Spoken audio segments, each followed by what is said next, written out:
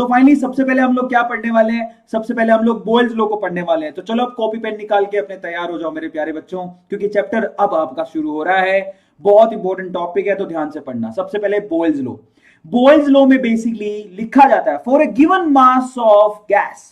अगर आपने लिख दिया कि for a given mass of gas, mass अगर गिवन है इसका मतलब क्या हो गया, आप मास को चेंज नहीं कर सकते, और अगर मास चेंज नहीं होगा तो नंबर ऑफ मोल्स भी कांस्टेंट रहेंगे। और वो कहता है कि एट अ कांस्टेंट टेम्परेचर, इसका मतलब आपने टेम्परेचर को भी क्या कर दिया, कांस्टेंट। तो यहां पर कहता है कि अगर आपने टेम्परेचर और नंबर ऑफ मोल्स को कांस्टेंट किया तो प्रेशर एक्चुअली वॉल्यूम के एंटी प्रोपोर्शनल होगा। तो यहां पर बोयल्स लॉ के केस में pressure is anti proportional to volume. In that case आप टेम्परेचर और नंबर ऑफ मोल्स को क्या रखते हो, कांस्टेंट। अगर मैं प्रोपोर्शनलिटी साइन हटा दूं तो प्रेशर इज इक्वल टू क्या लिख सकता हूं, के बाई वी, यस और no. Pressure is equal to क्या लिख सकता हूं, के बाई वी। अब आपको मैं एक बार समझा रहा हूं, उसके बाद चीजें आसान है सबकी सब।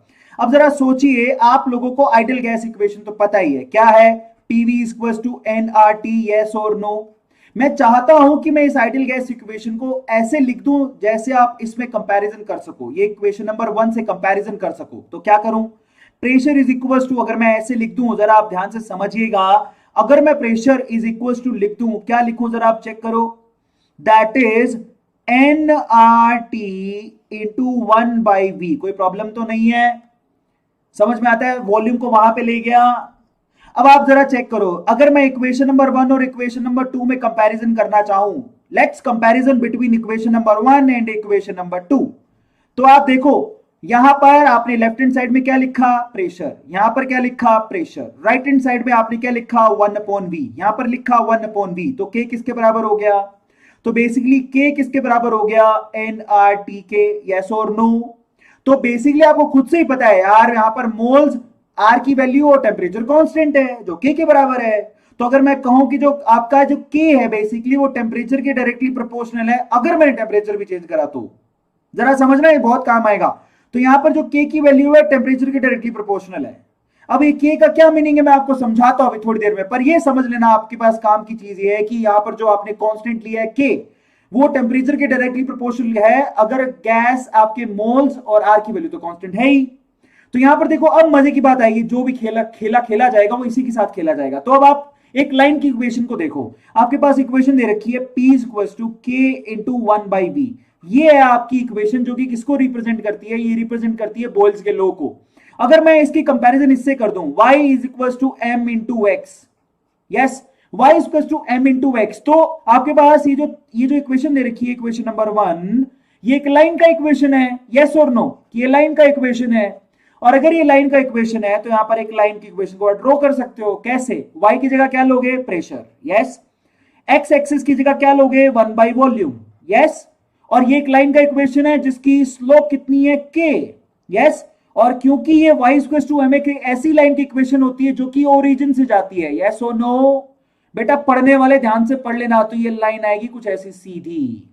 अब मजे की बात यह है कि मान लेता हूं कि यहां पर टेम्परेचर T1 है और स्लोप इसका क्या है, यस, θ1, और वो किसके बराबर है, ये k किसके बराबर होगा, tan θ1 के, यस और नो। मैं आपको दोबारा समझा देता हूं, ध्यान से समझ लेना, जिसको समझ में नहीं आई अभी तक सबको क्लियर है क्या, ध्यान से पढ़ लो। तो बेसिकली दोबारा समझाता हूं, यहां पर बोयल्स लॉ ये कहता है कि जो प्रेशर है वो डायरेक्टली प्रोपोर्शनल है 1 बाई वी के, या फिर एंटी प्रोपोर्शनल है वी के। मैं इसको यू भी लिख सकता हूं, P equals to k into 1 by V, proportionality sign हटा दो तो यहां पर k किसके बराबर होगा, nRT के, आइडियल गैस इक्वेशन के हिसाब से। मतलब बेसिकली k किसके प्रोपोर्शनल हुआ, टेम्परेचर के। अब ये जो लाइन आपकी इक्वेशन दिख रही है वो लाइन की इक्वेशन है, आप कंपैरिजन करो, y equals to m into x, बहुत तसल्ली से समझा रहा हूं। तो यहां पर एक लाइन ड्रॉ कर सकते हो, y की जगह क्या लिखोगे, प्रेशर, x एक्सिस की जगह क्या लिखोगे, 1 बाई वी। और ये लाइन की इक्वेशन जो कहां से जाएगी, ओरिजिन से। इसका स्लोप कितना है लाइन का, इस लाइन का स्लोप है k, यस और नो। इस लाइन का स्लोप क्या है, इस लाइन का स्लोप है k, जरा आप चेक करना, इस लाइन का स्लोप है k जो किसके बराबर होगा, tan थीटा के। और k किसके प्रोपोर्शनल है, टेम्परेचर के। अब मजे की बात देखो, यहां पर ये थीटा क्या है, ये वाला एंगल है। मैं मान लेता हूं कि मैंने टेम्परेचर T पे इसको ड्रॉ किया, T1 पे ड्रॉ किया। अब मैं मान लो कि मैंने अगर टेम्परेचर T1 नहीं, मैंने टेम्परेचर T2 कर दिया है, तो इक्वेशन कहां जाएगी, मैं कहता हूं T2 is greater than T1।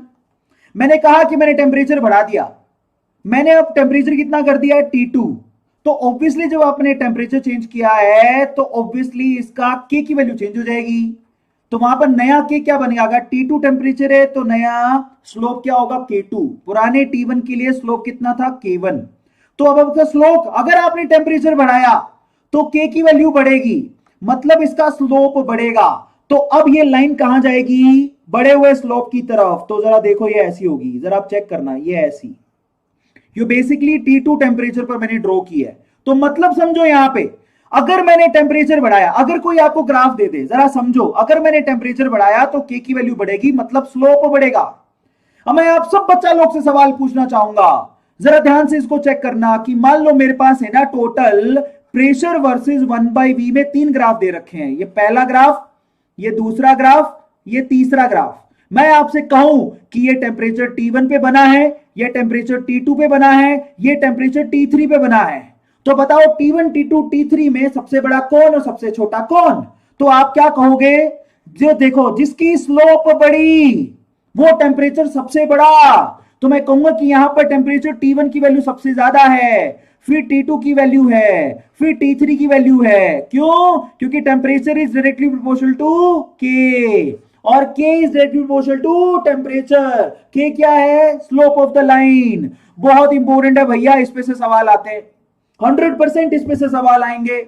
अगर मैं कहूं कि सबसे बड़ा टेम्परेचर बताओ तो सबसे बड़ा टेम्परेचर T1 है, क्योंकि उसकी स्लोप बहुत ज्यादा है, आया समझ में। Now this is one of the most important question, जो कि नीट का सवाल है, नीट के अंदर पिछले 10 साल में 2 बार यह सवाल आ चुका है, आया सबको समझ में। तो चलो मैं एक बार और आपको रिपीट करा देता हूं फटाफट से, जरा समझो। बोयल्स लॉ में आप टेम्परेचर को कांस्टेंट रखते हो, याद करने का तरीका, बॉयल में टेम्परेचर गर्म होता है मतलब टेम्परेचर बढ़ता है, बॉयल करते हैं तो टेम्परेचर को कांस्टेंट रखो, मतलब याद करने का तरीका। यहां पर अगर आपने टेम्परेचर नंबर ऑफ मोल्स को कांस्टेंट रखा तो pressure is anti proportional to V, obviously, तो pressure is equal to K by V, के क्या है यहां पर, प्रोपोर्शनैलिटी कांस्टेंट है, तो आप इसको यू भी लिख सकते हो, कैसे, PV इक्वल टू K, समझ में आ गया। तो इस इक्वेशन को आप क्या कैसे यूज कर सकते हो, अगर आपको पता लग गया कि PV इक्वल टू K है तो इसको आप मैथमेटिकली ऐसे यूज कर सकते हो, that P1 V1 equal to P2 V2, आया समझ में। यानी कि आपका प्रेशर जो है बेसिकली एक स्टेट से चेंज होकर दूसरी स्टेट में चला गया, वॉल्यूम भी एक स्टेट से चेंज होकर दूसरी स्टेट में चला गया, यानी कि इस इक्वेशन आप ये मैथमेटिकल इक्वेशन यूज कर सकते हो बॉयल्स लॉ में, that P1 V1 equal to P2 V2। अब ग्राफिकल रिप्रेजेंटेशन का मतलब समझो, आप यहां पर जो ग्राफ बनाते हो उसको आइसोथर्म ग्राफ बोलते हैं, क्या कहते हैं, आइसोथर्म, ठीक है, क्यों कहते हैं, क्योंकि यहां पर टेम्परेचर कांस्टेंट होता है। आपके पास जो लाइन की इक्वेशन बनेगी कुछ इस तरह से, यही मैं आपको बताया था, देखो अगर मैंने T1 टेम्परेचर पे एक लाइन बनाई, T2 टेम्परेचर पे दूसरी लाइन बनाई और T3 टेम्परेचर पर तीसरी लाइन बनाई, तो मैं गारंटी के साथ कह सकता हूं कि T3 की वैल्यू सबसे ज्यादा होगी। इन ग्राफ को क्या बोलते हैं, इन ग्राफ को हम लोग आइसोथर्म ग्राफ बोलते हैं, क्यों, क्योंकि यहां पर टेम्परेचर को कांस्टेंट रखा जाता है। तो अगर कोई पूछे कि आइसोथर्म ग्राफ किसके लिए बनाए जाते हैं, तो आइसोथर्म ग्राफ यहां पर बॉयल्स लॉ के लिए बनाए जाते हैं, आप लिख लो, काम आएगा। सबको समझ में आ गया, यस। तो फाइनली इसका कंपैरिजन किसके थ्रू होता है, PV इक्वल टू nRT से होता है। यहां पर मैं साफ साफ बता चुका हूं कि अगर आपने टेम्परेचर बढ़ाया तो स्लोप बढ़ेगा, अगर आपने टेम्परेचर बढ़ाया तो स्लोप बढ़ेगा, बार बार बोल रहा हूं, बॉयल्स लॉ में अगर आपने टेम्परेचर बढ़ाया तो K की वैल्यू इंक्रीज होगी। K क्या है, slope of the line, slope of line. K को कैसे लिखते हैं, tan थीटा से, मैथ वाले बच्चे थोड़ा बहुत मैथ तो पढ़ा होगा।